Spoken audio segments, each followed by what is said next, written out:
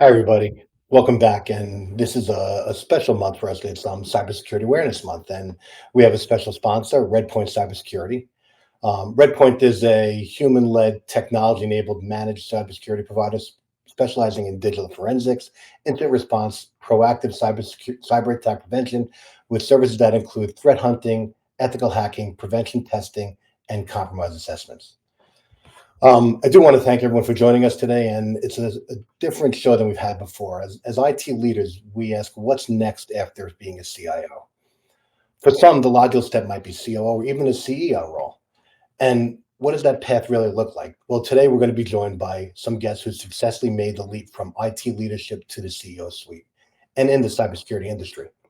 Each of these leaders have started in technology, driving innovation, leading teams, and solving complex problems and IT challenges, and now they're steering entire companies. They'll share their experiences, their mindsets, and what helped them make that transition, and how the background in IT prepared them for a broader responsibility of running a company. So with that, I'm going to start bringing our guests in one by one. They'll talk about themselves, their companies a little bit, and then we'll take you through that journey. So first, I'd like to introduce Maggie Dillon. Meg is an accomplished business leader with over 15 years of experience in business strategy, operations, sales, business development, and executive recruitment across various industries such as cybersecurity, government, fintech, healthcare, manufacturing. She's CEO of a company called 𝗕𝗹𝘆 co-author of a #1 international bestseller cybersecurity book called #Hacked2. And she draws on her extensive experience leading cybersecurity consulting firm Empress Security Insights. Maggie's held leadership roles that span across both the public and private sectors, starting a career in executive recruitment and the Department of Defense, and industry giants like Lockheed Martin. She also served on the Advisory Council for Executive Women in Leadership program at George Washington University School for Business, further showcasing her commitment to empowering future leaders. Welcome, Maggie. Thank you for having me. I'm very excited to be here today. Well, it's nice to have you here, Maggie, today. And also, while I will be seeing you later, welcome to New York as well. Yes, I'm excited to be here. It's been a good 24 hours so far. Next up is a fellow Institute fellow, Alita Jeffrey. She's the CEO of the National Cybersecurity Center for where she leads the organization's mission to strengthen the nation's cyber defense through innovation, collaboration, and strategic leadership. With a proven track record of transforming organizations and delivering substantial returns on technology investments, Alita is recognized as a leader in building high-performing teams and spearheading initiatives that address the evolving cybersecurity landscape. Through her career, Alita's excelled in creating the leading cybersecurity programs from the ground up. Providing prior to her role at the National Cybersecurity Center, she had senior leadership positions, including senior vice president at CGI, where she managed 4.5 million in P&L across multiple sectors and led commercial organizations in 6 states. She also served as chief information and strategy officer at Chief Privacy Officer for the City of Aurora and the Chief Information Officer for the State of Indiana Department of Revenue, where she established some security offices and project management offices to enhance operational efficiencies and mitigation risks. Hi, Alita. Thanks for joining us. Hey, Robert. Hey, Maggie. It's good to be here today. Look forward to the conversation. And thanks for making the jump from a digital dialogue to the leading digital era, Alita. I appreciate that. Sure. And rounding out our panel here will be Tom Kwan. Tom is a visionary entrepreneur with over 2 decades of experience building companies and leading innovation across multiple industries. He's the founder of 3 companies with 2 successful exits. Tom's consistently demonstrating his ability to create value through strategic leadership and technology-driven solutions. Tom's currently at the helm of 𝗕𝗃𝘀𝗶𝗴𝗵, a next-generation data security platform that safeguards sensitive files without disrupting business operations, offering seamless, invisible protection to end users. In addition to entrepreneurial ventures, Tom also has collaborated with 𝗕𝗃𝘀𝗶𝗵𝗵, a global trading investment company where he plays a key role in advancing technology partnerships and cybersecurity strategies, driving impactful transformation initiatives. With deep expertise in information technology, cybersecurity, enterprise software, and digital marketing, Tom specializes in driving business growth while tackling complex challenges in today's rapidly evolving digital landscape. Tom, thank you for joining us. Thank you for having me. It's an honor to be here with such amazing guests. So hope to make it worthwhile. So before we get started, just if you guys could tell us a little bit about your companies, and Maggie, if you don't mind starting with you, and we'll work our way around, and then we'll get into questions. Absolutely. So 𝗕𝗹𝘆 is the company that I am working with, and we are in our MVP pre-seed round right now, and we are delivering cybersecurity solutions through our Q platform. Our platform is integrating quantum as a service, artificial intelligence as a service to provide scalable and secure solutions. Our pioneering includes classical security network appliances, post-quantum key distribution, quantum random number generator, post-quantum cryptography, artificial intelligence, neural networks, and blockchain technology. That's a mouthful. And yes, I did read that because I wanted to make sure I got everything. It's been great. It's intense, and that's the way I like it. So that's who we are. Thanks, Maggie. And Alita, how about you in your role? Sure. Well, as a CIO for the National Cybersecurity Center, we're based in Colorado Springs, Colorado. NCC was stood up in 2016 by then Governor John Hickenlooper. And so over the last almost 10 years has really focused on building awareness, education, and resilience in cybersecurity. And so that ranges with our programming, starting with education, even from K through 12, all the way up through workforce development.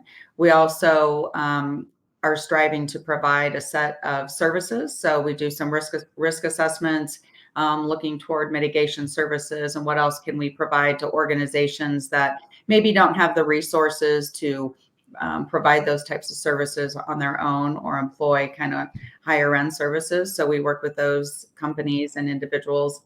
And then we also do a lot around community and thought leadership. So making sure that we support locally, statewide, as well as nationally in all of the areas that in the areas of education, leadership, and awareness. So that's what NCC does. Thank you, Alita. And Tom? Yes, thank you. I wear two hats. One is I'm an M&A advisor for the Mitsui Group out of Tokyo. For the past 4 years, we've been making investments globally. I'm in charge of the US with several other members, approximately 16. We've been making global investments on red team, blue team operators to deal with our mutual adversaries, North Korea, China, Iran, and Russia, protecting the commercial underbelly. The other hat that I wear is 𝗕𝗶𝘆. Our mission is to provide the most scalable and easy to use encryption solution to address the last mile in data loss prevention and secure data sharing. So while traditional DLP focuses on network and perimeter protection, we enable file encryption that creates a self-protecting perimeter that follows the data at rest, in transit, and in use. We typically work with third-party risk management groups, the TPRMs, in legal, accounting, financial services, healthcare, as well as industries related for CMMC. Thanks, Tom. Sure. It's an interesting year when we're talking about cyber, everyone. We have AI, people talk about cyber protection. We have an election coming up where there's a lot around what cyber and where we need to protect. But when we talk about how we got here and leadership and the skills that you had to develop to take on these new roles, can you guys talk to me about your background in IT, in your growth in cybersecurity, and how it prepared you for the broader challenge to lead a company, especially in an industry that is so fast-paced? If there's an organization that their number, if on their board reports, if one of the top 3 items are in cybersecurity, then that company is destined for failure, I think. But how have yours past prepared you to take on these roles that you're currently in? And Alita, do you mind jumping off with this one? No, absolutely. So I think one of the advantages of really being an IT leader, and this was true, when I was at Indiana, as well as, the CIO for the city of Aurora in Colorado, is that you have the opportunity to really learn all aspects of the business. Because in order to really support the business, and in my opinion, in order for IT to be successful, the business had to be successful. So what did that mean? I had to understand, what their challenges were, how to help them work through their challenges, and not only individually, but across the organization. So, if you consider a city as like 20 different lines of business, because there's 911, there's water, there's library, all the things that go into municipalities, my team had to learn how all of those things worked. And then we had to be able to consolidate, and we had to be able to make sure that everything, flowed between all those organizations from a technology and a strategic technology perspective. So I think once you learn and once you understand what's required of all aspects of the business, that really positions you then to manage all aspects, of the business. And so, I would encourage IT leaders, take the time to really dig in and learn what all the aspects, of the actual business, not only the IT part or the technology part, but what are they using that technology for, and how are they leveraging that, and what makes them successful? Because I feel like that's really what allowed me then to start to point out, if Department A would work with Department B, here's what we could do, here's what we could accomplish. So to me, that was really key. And then really looking for what's the next role for me to pursue. Thank you, Lita. Maggie, do you want to take this question as well? Yeah, so I actually kind of started in a reverse engineering route, so to speak. I was in executive headhunting and was recruiting IT professionals. And that was some of the best experience I ever had, because I got to sit with these top leaders and hear about all of the things that went wrong and all the things that went great, and just really soak up that.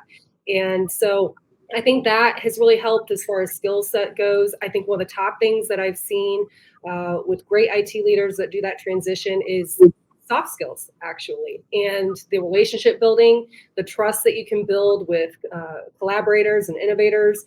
And as I've over the years helped flip companies and turn them around and turn a profit, and taking on any challenge that others are saying maybe can't be done, I think that is something that is critical if you're going to be able to run a company. You have to have enough faith in yourself, more importantly in your team, and know that you can't do it alone.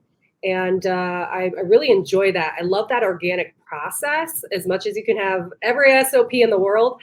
And it's fun. And when it's not fun anymore is when you really need to question your leadership, because that's important. You have to invigorate your team and be able to lead a company properly. Thanks, Maggie. It has to be fun. And Tom, so you had 2 successful exits, and here you are, not only working with 𝗕𝗏𝘀𝗶𝗴𝗵, but the Mitsui Fund to find other companies as well.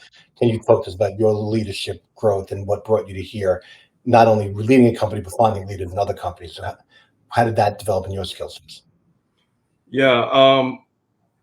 Geez. I mean, my first, I guess, look at cybersecurity was when we were back in the 90s. We were actually hosting large corporate websites as well as their extranets, and we were bringing legacy data to web services for HR and banking systems. So it was pretty intense. I remember one of my sysadmins, I'm 26, and he pulled me in. He's like, "Tom, there's some guys here from Bell Labs on our servers," and I said, "What's that all about?" He said, "They're using our drives to build applications." And I said, "What should we do? Should we get them out?" And he goes, "Probably not."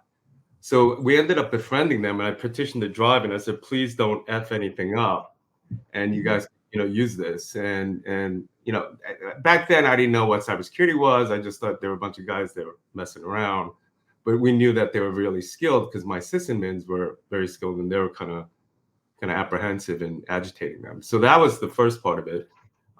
Then with Mitsui, about 4 years ago, I was really fortunate over the past 4 years to meet and work with, including Redpoint, is one of our portfolio companies, some of the top cyber operators, and the talents come out of the DoD, and then from the old school Verizon, AT&T, from the commercial sector. So I've had the fortune of working with, being a part of, pretty intense ransomware exchanges, all the work that they do.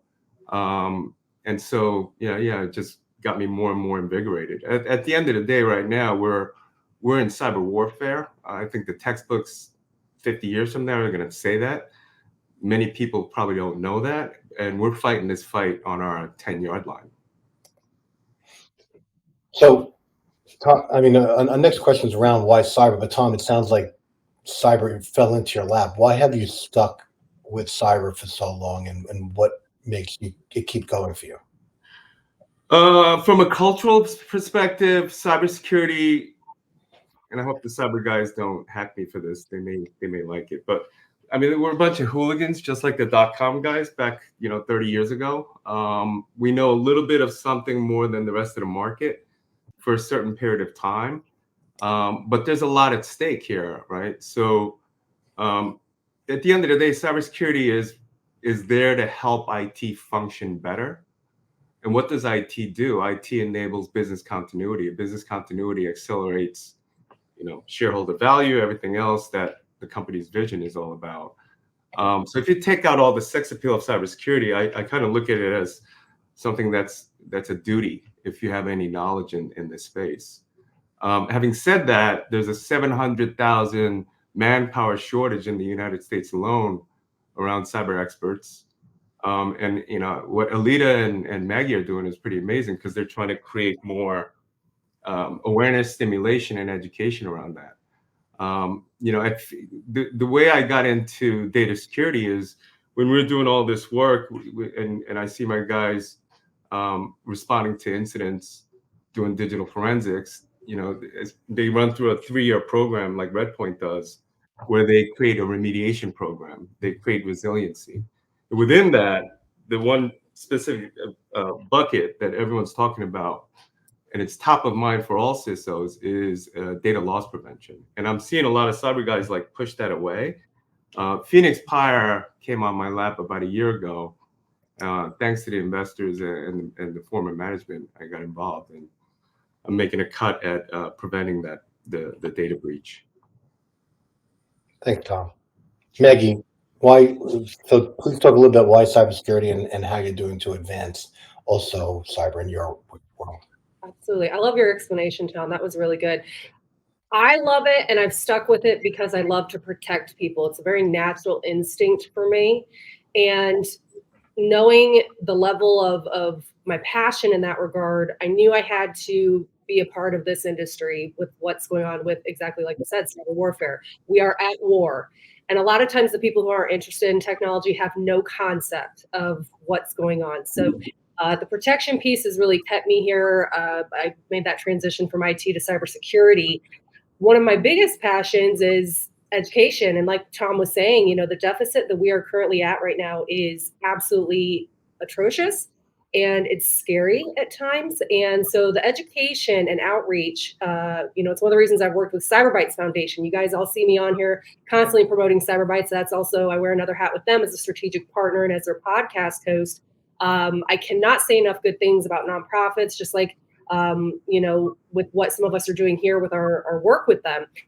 Educating young children. We had summer camps this year. We were teaching 6-year-olds how to build PC gaming computers and drones and all of this. I think that is a big deal, and it's really a good opportunity for the parents to get involved with the children, enter yourself into some of those, adult programs, things of that nature. So I think that as we grow and as we network, it's critical to not only wear the leadership hat, but also you got to be the teacher, the professor, and you got to educate, because you don't know what you don't know. And a lot of people aren't saying, I'm kind of bored, I'm going to go buy a bunch of books on cybersecurity. Sometimes you got to force feed a little bit, because the assets that are at risk, the people, everything, it's critical. So I would definitely say I've stuck with it because I love to protect and serve, and I love to educate. And actually, my very first job I said I was going to be was either a teacher and an astronaut. And I kind of feel like I'm a little bit both being in the roles that I am today. But again, it's fun and it has to come natural. So I would say those two things. If I could add on to that, I think the amazing thing about cyber, especially in this generation, is that the younger kids, so NCC does a lot of camps. We partner with University of Colorado Springs, and we do summer camps, probably very similar, right? But these middle school kids, when I speak at those camps, they ask the best questions. It's kind of fascinating to me, because I think this is, that age, they're aware of security. And so it's not like some of the older kids where it kind of came as an after thing, right? Like security was after IT or after technology, and you kind of had to bake it back in. These kids know that it's out there from the very beginning. So making sure that they're interested and making sure that they can be immersed into that technology. So it's not only about the certification that you have or, what that looks like, but what can you actually make work, starting, as young as, elementary school, and then working with those kids all the way through, making sure that they end up, in the industry, in a good job, which is just economic development and a plus for everyone. So just to piggyback on what Maggie had to say. No, Alita, I think that's great. And Tom, Tom hit the nail on the head. There are more jobs out there than people from a cyber perspective. And if we don't start young, I sat in a bunch of conferences over the last year where we're starving for people to focus on these roles at a young age to make sure that we have the people to fill these roles, because this is a growing problem. Having professionals to learn cyber to be able to fill these roles going forward is important. And what the two of you are doing. But why did you get involved in Cyber Lead, and what was the drive for you there? So I really got involved in security when I was I worked for the Department of Defense for a number of years. And so that's when NIST was getting stood up, and I had a team of 40 people, and my team all had to be security certified, and therefore I did too. And so, so not having any kind of security background, I got everybody taken care of. I ended up with my own certification. And so I always just enjoyed the part of cyber that it's embedded in everything. And again, I think originally it was kind of an add-on, to technology, but really knowing that now it needs to be embedded in everything that we do. And so not only embedded just for the sake of technology and cyber, but with some of these other companies that Thomas and Maggie work for, right? Cybersecurity and that slice of it needs to align with AI. It needs to align with quantum. It needs to align with space. So I think just the diversity of it is really, why I like the industry and why I think cyber it's just going to continue to grow. So we need to continue to support it and figure out how to be smart about it. Yeah, I'd like to add one piece to that. I mentioned that 700,000 engineering jobs that are sorely needed. I think the other piece of it is we need business leaders. We need thinkers on this movement. So I'm encouraging all the listeners, the viewers. It's the learning curve is steep, but with some deferred gratification, it's very rewarding. And we need people that can make decisions, that can think on their feet, not just the engineers. And I wanna add something to what you just said, Tom. I cannot stress enough how much we love our veterans and transitioning military. And right now, the government, the military, they're trying to help these veterans transition, get certification, because it's a 24-month process. And so even, like we've talked about here, from kids to adults to veterans, especially with that transitioning military, there's a lot of programs out there that people aren't aware of, and especially with Cyber Bites, I want to make sure I mention this because a lot of people don't know till they know. We have a Crossroads program for transitioning military that helps educate not just these veterans, but their spouses and dependents. We help Gold Star families. There's a lot of things that we do, and so I think it's just kind of like Tom said, taking that initiative. I think leadership, though, in cyber is something that people are afraid of. I think kind of back to Tom's point, because really what I learned was that a cyber conversation is a risk conversation. So we've all seen, where if you locked the organizations will come and say, well, we need to do this. And the security people are like, the Department of no, you can't do this. We're going to lock you down, forget it. And then no one can do their jobs, right? So how do we have a risk conversation? So it's that EQ around ensuring the business can run safely and figuring that out. That is not necessarily a security thing, necessarily. It's not hands on keyboard. It's not the engineers. It's really just having the perspective to be able to collectively move the business forward. So I think sometimes people are scared. They think, oh gosh, I don't have that degree and that's not what I did. But it's leadership like anything else. You're evaluating the risk in order to make the company move forward. Yeah.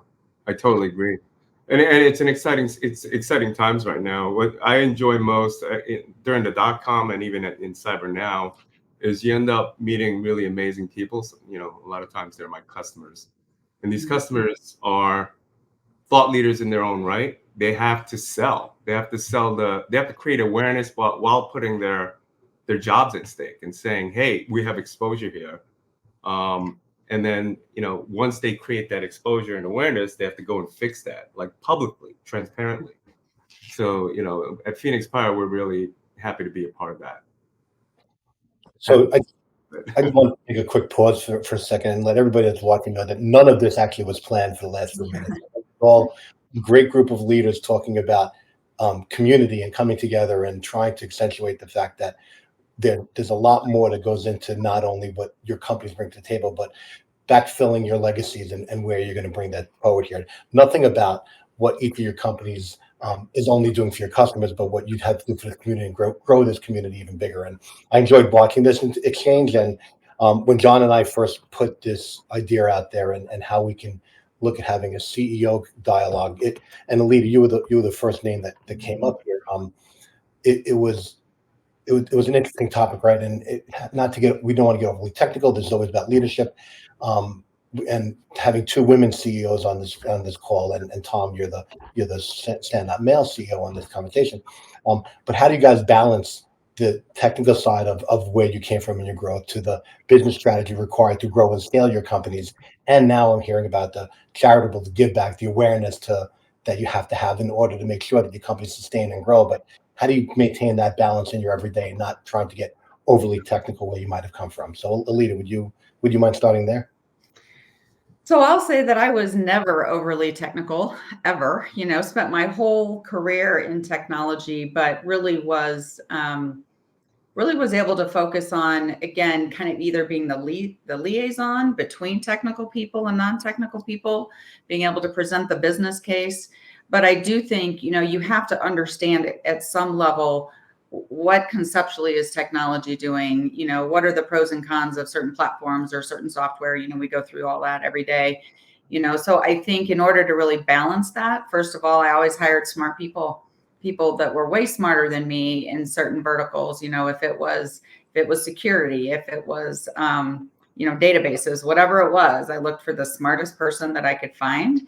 And as long as they were a good fit for my team, I would bring that in.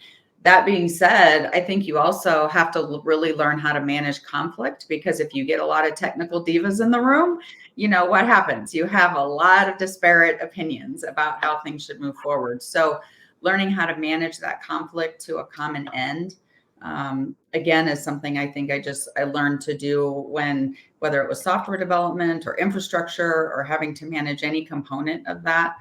I think that was just a really important thing. So the balance, I think, is hiring really smart people, making sure there's a good fit for your team, making sure that you can resolve conflict, because all of those things happen when you have a group of smart people and you're all trying to work toward a common objective. So that's probably what I would focus on the most. Maggie, how about you? Talk about a life cycle of juggling. I'm like Alita. I'm not a technician in that regard. I'm a strategist by nature. And anytime I don't know something, I lean on my SMEs and my experts, and I trust that I've hired the right people and know when to let them shine. As far as the biggest thing I think that comes with leadership is, and kind of mentioned, is the conflict resolution. Being able to get people to put their egos to the side, really collaborate. I always tell people, you don't have to like everybody, but you do have to respect people at this table. And I think when there's a mutual understanding between your team and that you're all there for one mission and it's to serve others, it goes a long way. So juggling between the technical side, always learning. I mean, I feel like every time I can't add more to my brain, I surprise myself. I feel like when you're dreaming about cybersecurity, that's when you know you're in it. But I think that it's constantly learning. Strategy, I love strategy because it's a great way to innovate and build relationships with the people that work well with you. I've always told people that I have no problem walking away from business. I'm not everybody's favorite cup of tea, and that's all right because I drink coffee. And likewise, but I think that juggling the team and really being able to be a good support system for them is a big part of that entire life cycle and juggling act. Thanks, Maggie. Tom, can you talk to us about the balance, especially knowing that you're balancing your time between Mitsui and Phoenix Fire and trying to grow both initiatives? How are you balancing that overly technical, building that perimeter, not building perimeter, but maintaining that data posture and building that Mitsui ecosystem? Well, I try to eat clean and healthy Kidding aside, my whole life I've spent being an inch deep, a mile wide, whatever the domain is. And my role, when you have a leadership role, I always looked at it as a way of serving, because it's really not. It's less about you. It's more about the mission, the vision, and then achieving those milestones, right? So, in terms of cybersecurity innovation, that's endless. It's forever. Because the bad actors are way more creative than the good ones. And cybersecurity is an art as well as a science, and all the top operators all say that. They've said that to me. I've seen it. So I would agree with Delita and also Maggie. It's all about finding the right talent and getting the best that you can from that talent. And then as far as the business strategy, as long as you're can actually deliver on a challenge and just zone in on that. Thanks, Tom. Sure. We a few of you, actually, Lita, I haven't introduced you yet, but Maggie and Tom have both met a good friend of mine, Jack Thompson from Indianapolis, and I happened to get lucky enough to meet someone who's trained Jack, and he just put a quote at this. So Justin Hager, and Jack, Justin, and all of you, thank you for your service. Those of you served, Maggie, you put the plug in there for protecting our veterans and training and bringing them along. But learning your team strengths and knowing what situation to apply to them, but don't limit them on their strength. Give them the opportunity to grow. Give them the opportunity to overcome their weaknesses, and let them play to their strengths is important, especially in the cyber realm, right? When it's moving at such a fast pace. When bringing people through your organizations, and I know this isn't a planned question we had, but based on what Justin said, how are you managing these teams and building these teams to scale, as this is probably the most accelerated industry growing in technology now? What are you doing to make sure you hire smart and maintain that people within your orgs to help your organizations grow at the pace they need to? Maggie, do you want to start there, and especially being an ex-recruiter and then going through the cycle? Absolutely. I really like working with people that have a passion for life. That sounds really general, but you'd be surprised. And it's interesting. I've hired teams that I know they're coming to work every day and giving their best, and that's the biggest thing that I look for. There's going to be a lot of failures along the way, a lot of hiccups, a lot of, oh, I didn't mean to send that, or I could have done better on this. And everyone's always at the end of the day asking, did I do okay? Is that all right? And I think being able to show up as a leader to your team, but being able to mentor them is huge. As far as the hiring goes, I see so many errors with the hiring process and how companies go about it. And a lot of companies look for way too many qualifications that really limits the talent that's available. And I have seen some of the best leaders come from having terrible resumes, those types of things. So I think that growing a team to scale, one, you got to trust your gut when you meet with someone. Is this someone that you would go have a drink with after work hours? Would you be able to have a normal conversation with them? Two, do you see the drive in their eyes when they're looking at you? And three, just trust and have faith. And I think to the other side of that, be ready to cut the cord when necessary. And I know it's hard because there's a lot of things that come into play regards to HR and some of the legalities behind that. But I've seen a lot of other leaders hold on to people that were not making them profit. If anything, they were burning money left and right. And because they really liked that person, they kept them on their payroll. It is a very, very hard job to let somebody go, just as much as it is to hire somebody. And I think that when you have that conversation from the get-go, you get that commitment and that effort from your team right out the gate. Thank you, Maggie. Tom, how about you? Can you refresh that question again for me and possibly the viewers, just so I could be more just a little bit about your hiring practice, and it's not maybe whether you're looking at certificate degrees, or what are you doing to make sure that you hire good people to help your company grow, considering that cyber is probably the fastest paced technology industry right now? It's kind of the secret sauce, man. Well, give our listeners a tool.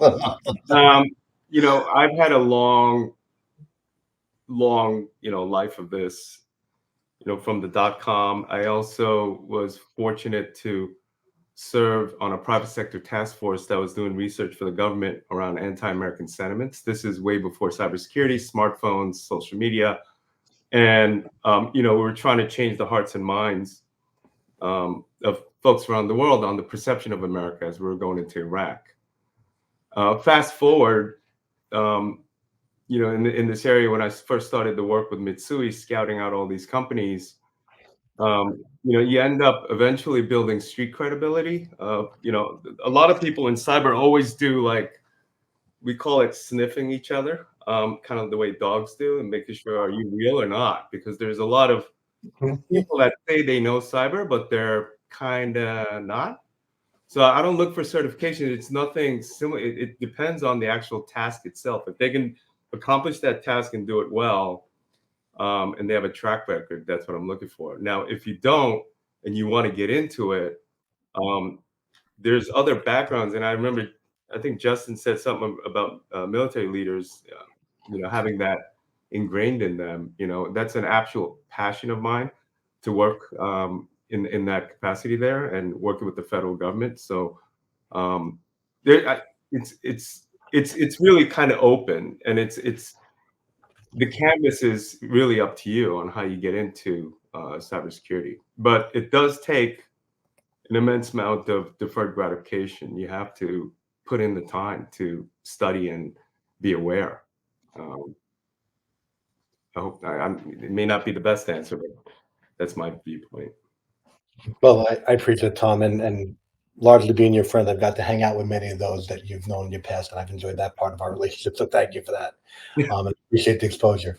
Alina, can you talk to us about your hiring practices? And Sure. So I think the one thing that I always have looked for when hiring people and is really a sense of judgment, because I feel like that's something that's probably the hardest to train.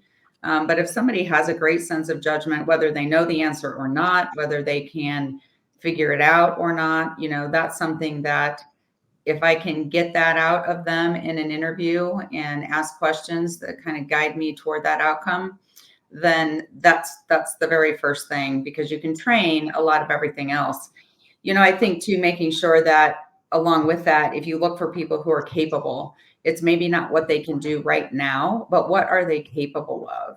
And how can they fit into your team? I like to think that when you go into an organization, you have about 3 or 4 years, depending on the size of the staff, to kind of make that your own. I kind of liken it to college recruiting, right? So you walk in as a coach, you inherit, the team that you have, but then over the course of the next 3 or 4 years, you're kind of always coming in, you're, kind of upskilling your team. People are going to roll off, new people are going to roll in. And when the people come in, that's where you really have the opportunity to impact. And I think lastly, you also have to understand what's important to them.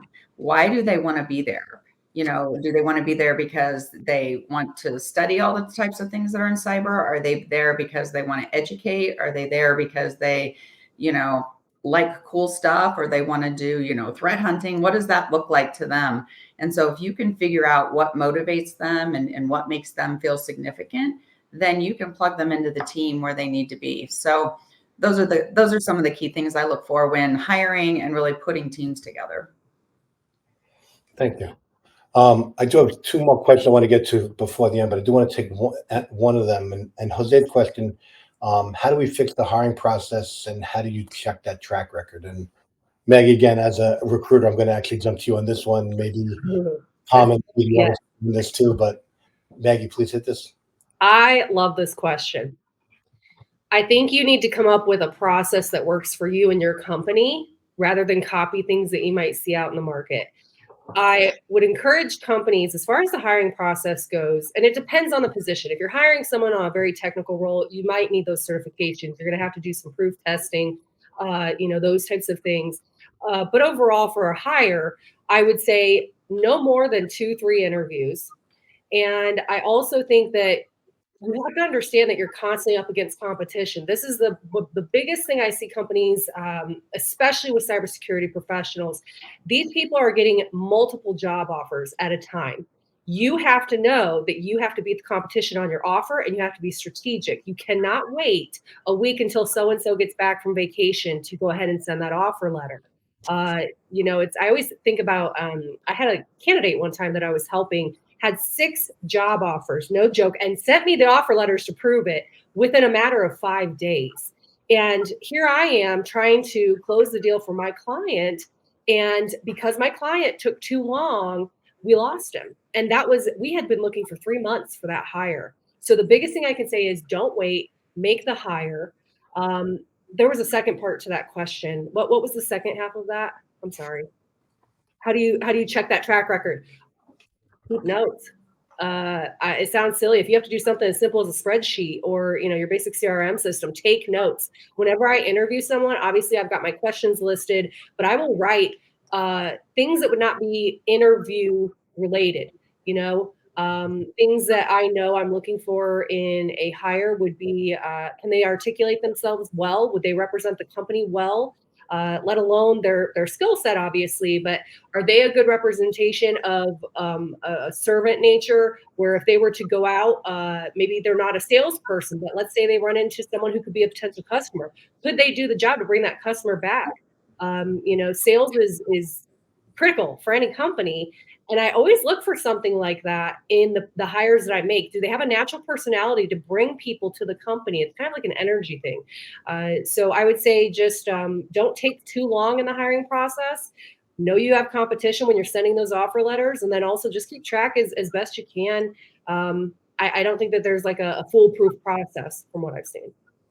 I think too, being innovative in cyber hiring. I just happened to have lunch this week with the COO of a tech firm, and he shared that they hired a kid, 18 years old, right out of high school, to be one of their cyber analysts. He was in a STEM program in high school. He had, you know, 1 round of certifications, but they were like, he is fabulous. So he's 18 years old. They offered him $75,000.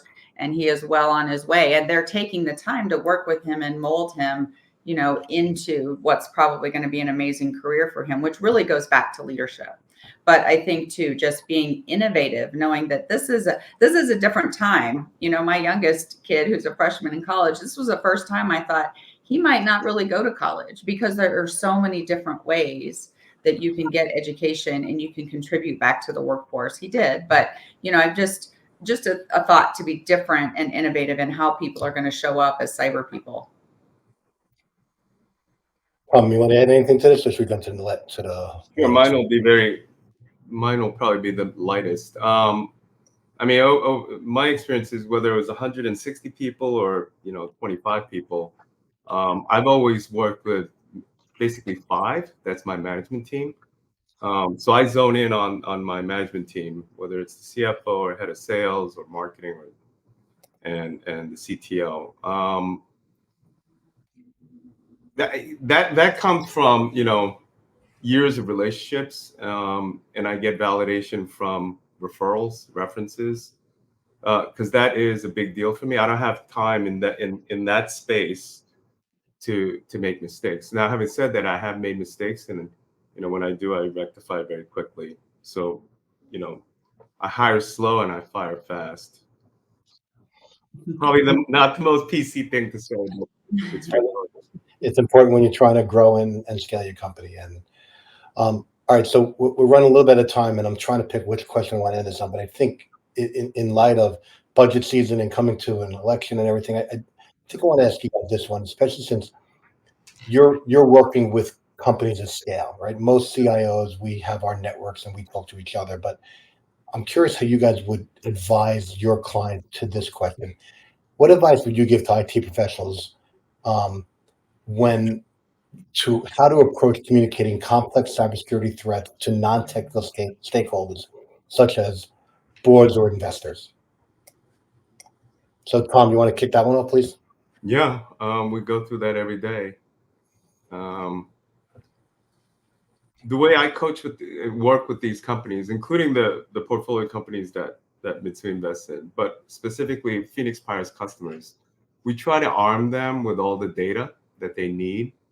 And what they typically do, the ones that are successful, they go out and find influencers. So they, if it's a big law firm, they'll find an office that has the biggest complaints regarding, sharing secure data. They'll go after influencers on the board that may not know technology, but they have influence amongst other partners. And so you have to create consensus, and you have to create what I would call an influencer program around you. You can't do this thing by yourself, and you have to do it broad and wide with very strong personalities. You being one of them, Robert. Alita, how about you? I think anytime you have to share cyber information or any kind of technology information with people who aren't technical, you really have to boil it down to what's their level of understanding. I used to use cell phones as an example in technology, right? You're trying to run Netflix on an iPhone 4 at the time. Well, it just didn't work. You had to upgrade. So something that everybody could relate to. And I think the same thing goes with cyber. There's a lot of things out there in the cyber world that people don't realize, whether that's, the ATM breaks down, well, maybe that's a bigger issue, or you have cell phone outages, or there's lots of examples, that we can use, but making it relatable to a person, whether that's a legislator, whether that's an executive, but plugging it in at their level, I think is coming up with the story that they can relate to. I mean, that's how a lot of people learn. And I think that's probably what I've used mostly in the past. Okay. Maggie? I would agree with everything that's been said. I think it's really a matter of putting yourself in that person's shoes, understanding where they're coming from, understanding their business and obviously their background. I think one of the biggest mistakes that I see that happens, especially with IT leaders, is there's a disconnect on presentation. I know a lot of them that don't know when to stop talking, and sometimes they'll verbal vomit to the point where it gets so technical you can literally see the person they're talking to zone out.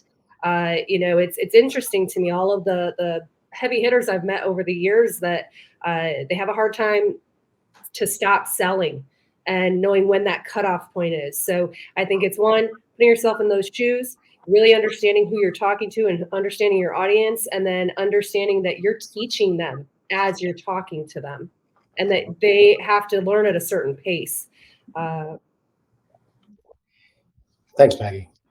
Well, I do want to thank you guys, and we're going to wrap here in just a quick second. But again, I want to thank Redpoint for sponsoring us. Please make sure you check those out, especially 𝗕𝗵𝘆 𝗬𝗶. Brilliant gentlemen. Tom, where can people find you if they need to get in touch with you? You can go to phoenixpyre.com, FENIXPYRE.com. I'm on LinkedIn, Thomas Kwon, KWON. Thanks, Tom. Alita, how about you? NCC is cyber-center.org, or again, LinkedIn at Alita Jeffress. And at the Institute for Digital Transformation as well. At the Institute for Digital Transformation as well. Thank you, Alita. And Maggie? You can definitely find me on LinkedIn, or you could always find me hanging out with the Cyberbytes Foundation and their crew. I'm their podcast host, so I'm constantly posting content, but best way to get in touch would be with LinkedIn. And we'll find you in Midtown somewhere today as well. But thank you all very much for your time. Thank you, everybody, for watching. This will be streamed tomorrow live on YouTube, so please show it to all your friends and all our other platforms, Spotify, et cetera, blah, blah, blah. I appreciate everyone. We'll see you throughout the rest of Cybersecurity Awareness Month. And please do me a favor and visit all these great CEO leaders and their companies. They do a great job protecting us and our assets. And thank you guys for being here. Thank you. Thank you, everybody. Thanks for joining Leading in the Digital Era, hosted by Robert 𝗫𝗀. Look for more Leading in the Digital Era, presented by the Institute for Digital Transformation, coming to a LinkedIn Live session soon.